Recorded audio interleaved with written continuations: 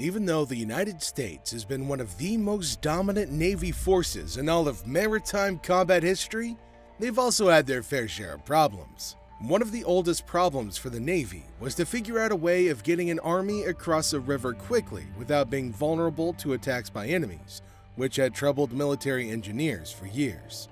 To tackle this problem, the M3 amphibious rig was introduced, and it proved itself to be one of the most suitable and viable solutions. The M3 was designed by the German firm EWK and is designed to work more like a 4x4 vehicle on land. But if it comes across a river or a lake, it's got the capability to drive into it and deploy a heavy-duty rail system measuring up to 13 meters long. Each of these rigs is equipped with connectors that are specially designed to allow the ramps to join with one another, thus forming a bridge of vehicles that can be used to traverse by both man and machine. Connecting 8 of these M3s together would extend their ramps to bridge a water gap of up to 100 meters, creating a pathway strong enough for tanks, armored vehicles, and other military vehicles to be carried. If fewer vehicles are available or the gap is too wide, the vehicles are capable of employing pump jets, which move them through the water like a boat. Even though it's an excellent solution, the M3 is not the only approach the military engineers have taken to tackle this particular challenge. Pontoon bridges are also an effective way to overcome obstacles in the water. A pontoon bridge uses floats or shallow draft boats to support a continuous deck for crew and vehicle travel. When designing a pontoon bridge, the military engineer must consider Archimedes' principle. Each pontoon can support a load equal to the mass of the water that's displaced by it. This load includes the mass of the bridge and the pontoon itself. If the maximum load of a bridge section is exceeded, one or more pontoons become submerged. Flexible connections have to allow for one section of the bridge to be heavier than the other parts. However, the roadway across the pontoons should be relatively light to stay within the limit of the carrying capacity of the pontoons. Unlike the M3, these bridges can be kept open for a limited amount of time, allowing the soldiers to traverse them without having to deploy them again and again. Each pontoon is modular, which allows it to be attached to each other quickly. They can also be deployed by Navy trucks and helicopters, with troops using boats to set them into place. As they're designed for maximum buoyancy, these pontoon bridges are equipped with the ability to easily support one of the largest vehicles in the arsenal of the United States Navy. These bad boys include the M1 Abrams tank, which can weigh over a staggering 70 tons. The interesting part when it comes to deploying a combat bridge is the speed, as the soldiers and vehicles could be vulnerable to enemy attacks standing out in the open. Most pontoon bridges are temporarily used in wartime and emergencies. However, there are permanent bridges that are used to carry highway traffic. Historically, floating bridges were constructed using wood. Pontoons were formed by simply joining several barrels together by rafts or timbers, or by using boats. Each bridge section consisted of one or more pontoons, which were set into position and then anchored underwater or on land. The pontoons were linked together using wooden stringers called balks. Now, the balks were covered by a series of cross planks called chassis to form the surface of the road, and the chassis were secured by guardrails. Pontoon boats have been used many times in history. For example, in 1872, at a military review before Queen Victoria, a pontoon bridge was built across the River Thames at Windsor, Berkshire, where the river was almost 76 meters wide. The bridge was completed in a span of 22 minutes and was comprised of 15 pontoons held by 14 anchors. It was then used to move several battalions of troops across a river. Secondly, the pontoon bridges were used in the Battle of Worcester, which was the final battle of the English Civil War. On the 30th of August in 1651, Oliver Cromwell, an English statesman, delayed the start of the battle to give time for 2 pontoon bridges to be constructed. One of these bridges was to be built on the River Severn, while the other over the River Teme. Cromwell then used these bridges to move his troops across the river. In the United States, combat engineers were responsible for bridge deployment, development, and construction. These were then transformed principally into engineer combat battalions. The engineer combat battalions had a wide range of duties, along with bridging and specialized units, including light pontoon bridge companies, heavy pontoon bridge battalions, and engineer treadway bridge companies, and any of these could be organically attached to infantry units or directly at the Corps or Army level. American engineers built three types of floating bridges: the M1938 pontoon bridges, M1938 infantry footbridges, and the M1940 treadway bridges, each with various subvariants of its own. These were designed to carry troops and vehicles of different weights. It used either an inflatable pneumatic pontoon or a solid aluminum alloy pontoon bridge. Both types of bridges were supported by pontoons fitted with a deck built of bulk, which was square, hollow aluminum beams. An engineer light pontoon company consisted of 3 platoons. 2 bridge platoons, each equipped with 1 unit of M3 pneumatic bridge, and a lightly equipped platoon, which had 1 unit of footbridge and equipment for ferrying. The bridge platoons were equipped with the M3 pneumatic bridge, which was made using heavy inflatable pneumatic floats and could handle up to 10 short tons in weight. This was suitable for all normal infantry division loads without the need for any reinforcement. Moving on, a heavy pontoon bridge battalion was provided with the artillery required to provide stream crossing for heavy military vehicles that could not be supported by a light pontoon bridge. Each platoon was equipped with 1 unit of heavy pontoon equipment. The battalion was an organic unit of the Army and highly trained officials. The M1940 could carry up to 23 tons. The M1 treadway bridge could support up to 18 tons. The roadway, made of steel, could carry up to 45 tons. The center section was 100 millimeters thick and could carry up to 27 tons. The heavier tanks used the outside steel treadway, while the narrower, lighter jeeps and trucks drove across the bridge with 1 wheel in the steel treadway and the other on the plywood. An engineer treadway bridge company consisted of company headquarters and 2 bridge platoons. It was an organic unit of the armed force and normally was attached to an armored engineered battalion. Each of the bridge platoons was used to transport 1 unit of steel treadway equipment for the construction or ferries and bridges and river crossing operations of the armored division. Steam crossing equipment included utility power boats, pneumatic floats, and 2 steel treadway bridge equipment units, each of which allowed the engineers to build a floating bridge about 540 feet in length. Most pontoon bridges, also known as ribbon bridges, are designed for temporary use, but bridges across water bodies with a constant water level are able to stay in one place for much longer. Some recognizable examples of a pontoon bridge are the Hobart Bridge, a long pontoon bridge built in 1943 in Hobart, which was only replaced after 21 years. Secondly, the Galata Bridge that spans the Golden Horn in Istanbul, Turkey, was built in 1912 and served for almost 80 years. The pontoon bridges had their fair share of problems, as the provisional and lightweight pontoon bridges can be easily damaged.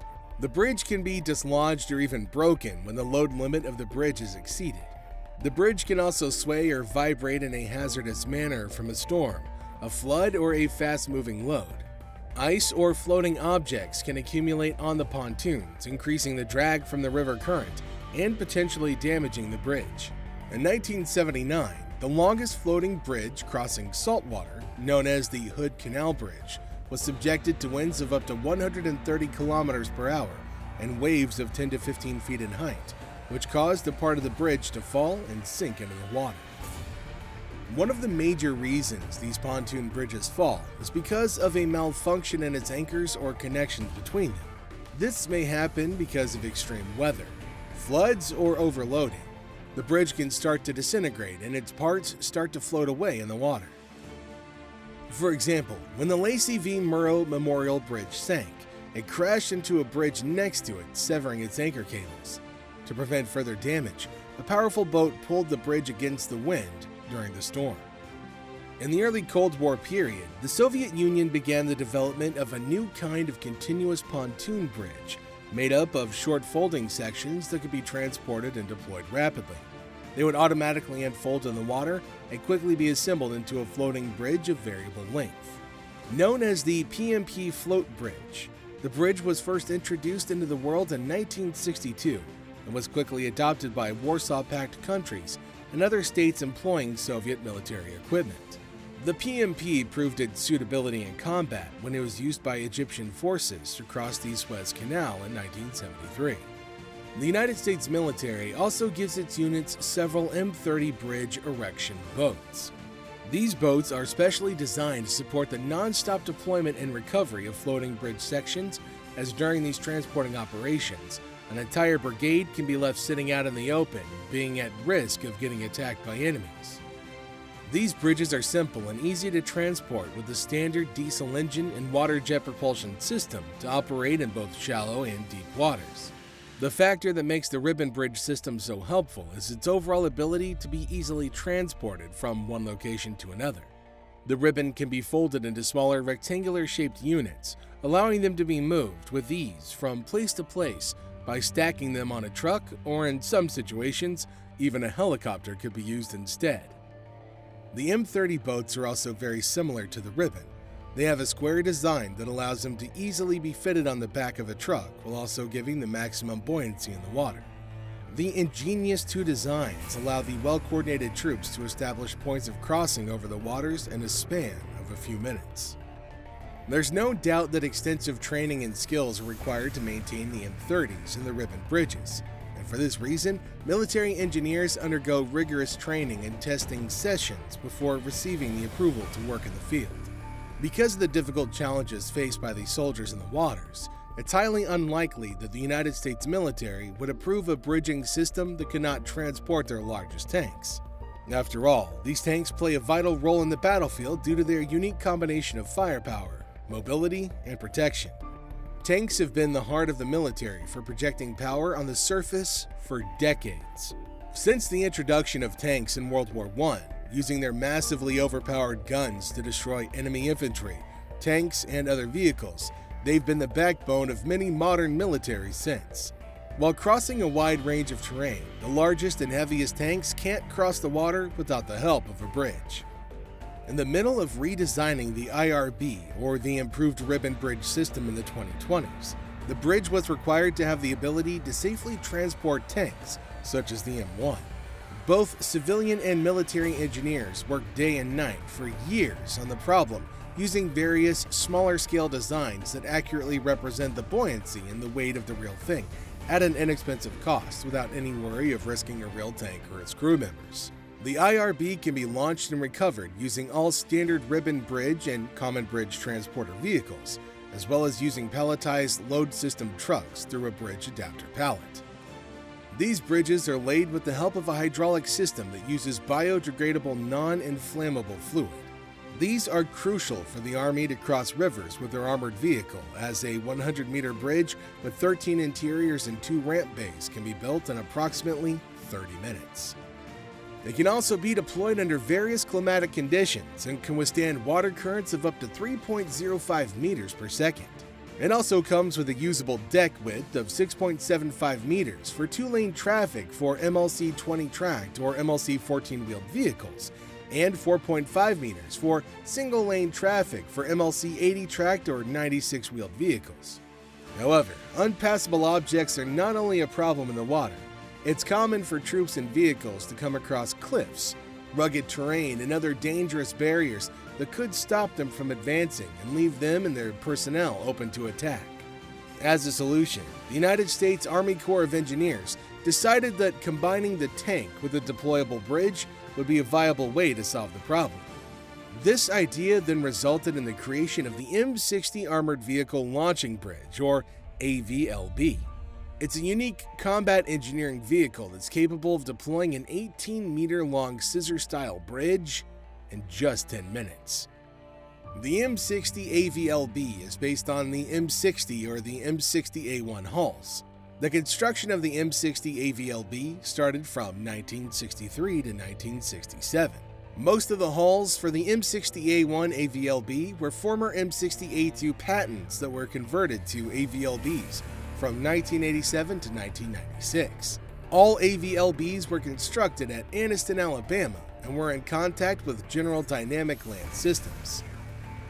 The driver and commander are seated side by side in what would normally be known as the turret ring. However, in the AVLB, launching equipment for a scissor bridge is fitted instead of a ring turret. The scissor bridge is carried in a folded position on top of the chassis, and the hydraulics for the launcher are installed in the former driver's compartment. It's launched towards the front, utilizing a hydraulic launching arm. The driver has controls to launch and retrieve the bridge. The launching arm features a large bar that acts as an outrigger during emplacement. After assault force vehicles are passed over the bridge, the AVLB can cross over, pick up the bridge, and continue along in support of assault forces. It also has the ability to produce a limited smoke screen by dumping raw diesel fuel into the exhaust system to visually obscure the area around the vehicle. However, the smoke screen doesn't protect against infrared, thermal, or laser detection. To save on expenses and time, the designers of this vehicle built the bridge on the chassis of the M60 Patton battle tank. When deployed, the bridge extends and unfolds to fill a gap, allowing many military vehicles to cross over. After the bridge is used, it can be then refolded and carried by the AVLB for need in the future. As it's featured on the M60 tank's chassis, the AVLB inherits its mobility characteristics that include a powerful engine and track mobility, which allows it to operate in a variety of terrain conditions. During the deployment and retrieval of a bridge, the AVLB's armored body has the job of providing protection against shell splinter and small arms fire. However, it's not equipped with any heavy weaponry like a traditional battle tank, as its main purpose is engineering rather than combat.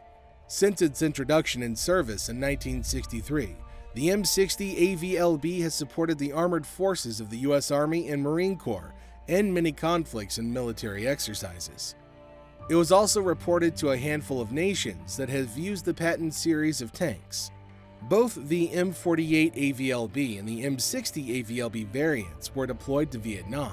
The AVLB has been utilized on many occasions in history. The most recognizable was during the Cold War, when the M60A1 AVLB was deployed to West Germany with U.S. Army combat engineer units in support of NATO, notably during annual Reforger exercises through 1991.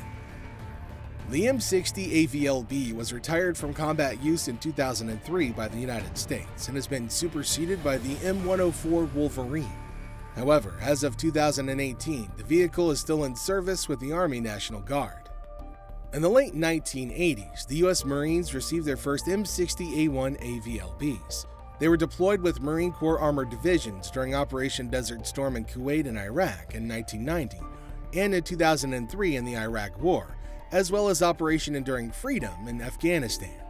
As of 2009, the Marines had an inventory of 55 bridges and 37 launchers in service.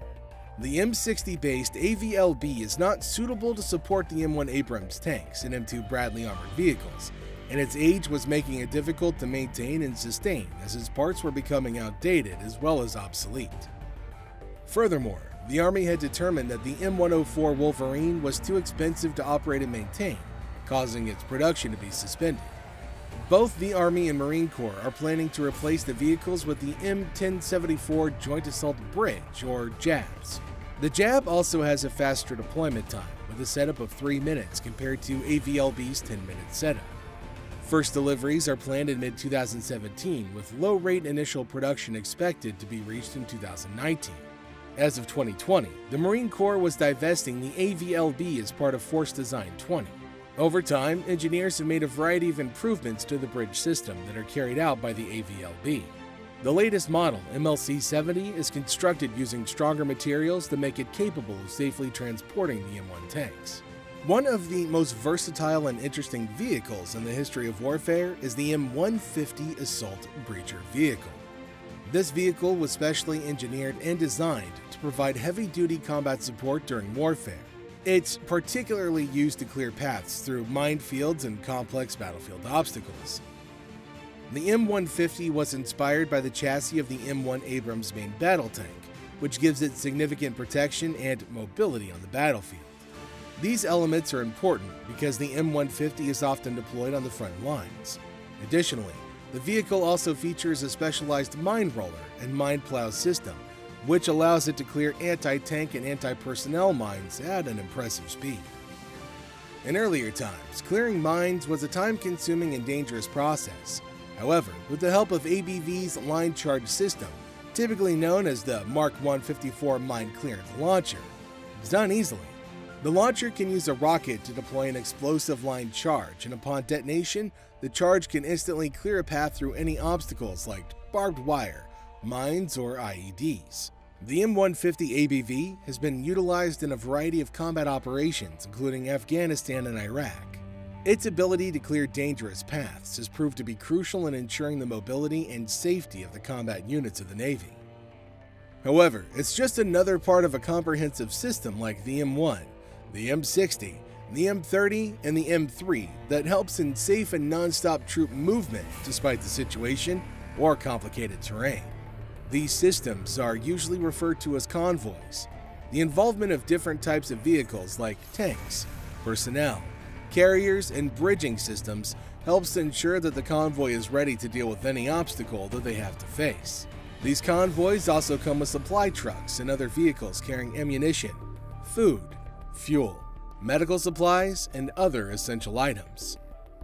The first time that these breachers were used was on December 3, 2009 in combat when Marines pushed into the Taliban stronghold Nawzad during Operation Cobra's Anger in Helmand Province on their way to another Taliban stronghold, Marja, 380 miles southwest of Kabul, that was to be assaulted on February 2010.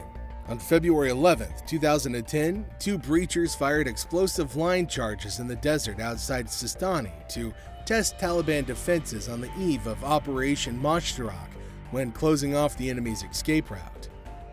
On February 13, 2010, on the first day of the operation, breachers of the U.S. Marines 2nd Combat Engineer Battalion succeeded in digging and blasting safety lanes through the numerous minefields laid by the Taliban.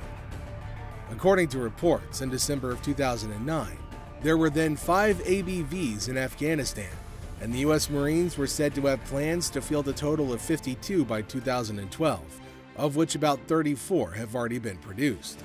The U.S. Army was said to have ordered 187. By August 2013, 6 ABVs were brought to the Korean Peninsula to be used by the 2nd Infantry Division in order to provide the capability for deliberate and in-stride breaching of minefields and complex obstacles. The 2 ABVs would allow the 2nd Infantry Division to clear the heavily mined Korean demilitarized zone, believed to contain tens of thousands to millions of mines. A previous deployment of MRAP mine-resistant vehicles to Korea caused North Korea to accuse their presence as vehicles that would cross the DMZ for an attack on the country. The MRAPs were later withdrawn due to their unsuitability for the terrain. North Korea has not publicly responded to the ABV's arrival on the peninsula. In 2019, the USMC's Force Design 2030 decision to divest its armor component included the ABV.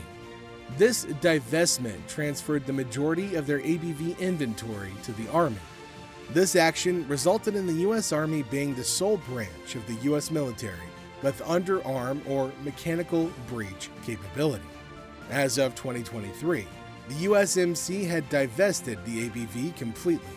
In April of 2021, the U.S. Department of State approved the sale of 29 M150s to Australia, where they will be operated by the Australian Army. In November of 2023, an ABV was shown in Ukraine during a ceremony to commemorate Ukraine's Day of Rocket Forces and Artillery and Engineering Troops Day. However, in the end, every vehicle, no matter how unique the role, plays a vital role in ensuring the safety and success of the operations carried out by the various militaries. Well, this is the end of our video, and we hope you all enjoyed it. If you like our content, then please show us your support by hitting that like button and subscribing to our channel with the bell notification on so you're always notified every time we post another video. Thanks for watching, everybody. We'll see you in the next one.